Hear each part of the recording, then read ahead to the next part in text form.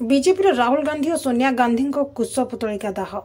को नहीं जातीय कांग्रेस पक्षर सांबादिक सम्मेलन महामहिम राष्ट्रपति द्रौपदी मुर्मू को देथिबा अपमानजनक घटना को केन्द्र करी राज्यर कोण अनुकोण में बीजेपी पक्षर सोनिया गांधी और राहुल गांधी कुश पुतलिका दाह कर सर्वसम्मुखें से किसी दिन तले गंजाम जिला पोलसरा निर्वाचन मंडल बुगुड़ा और पोलसरा बिग बीच बजार छकरे कुश पुतलिका दाह कर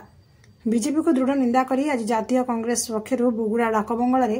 आयोजित एक सांबादिक सम्मेलन में दृढ़ोक्तिर सह कही कांग्रेस आगामी दिन में निर्वाचन लड़ी निश्चित जवाब देव बीजेपी को।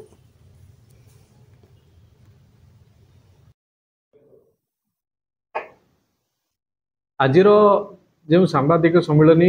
बुगुड़ा कांग्रेस ब्लॉक तरफ तार मुख्य उद्देश्य है विगत दिन में जो कुशपुतलिका दाह कराइला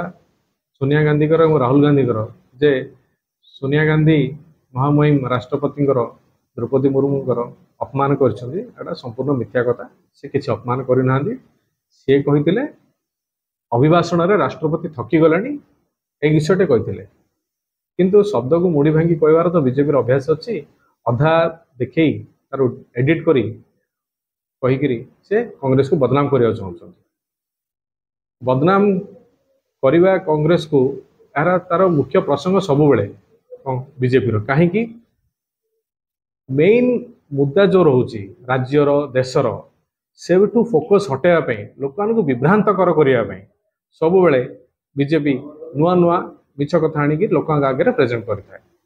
कहवा गले अनएम्प्लॉयमेंट विषय आप पचारे बीजेपी वाला केवे किसी कहे आपण चाषी मानकर बर्तमान जो कटनी छटनी चलती चाषी मान कंपनसेशन मिलनी पर्यंत क्षय क्षति आकलन विषय पचारे किसी कहीपर प्राइस इनफ्लेशन उपर पचारे कहीपर महंगाई विषय जहाँ है तो आप जानते आकाश छुआ दरदाम बढ़ीगला डबल इंजिन सरकार डबल फेल हो सारा किंतु लोक मान मिछ कहीकि से पुणी सरकार को आसी जाइछंती किंतु भविष्य में ए सरकार आगामी दिन में आसबार प्रश्न उठुना एवं बुगड़ा जो आमर भाई माने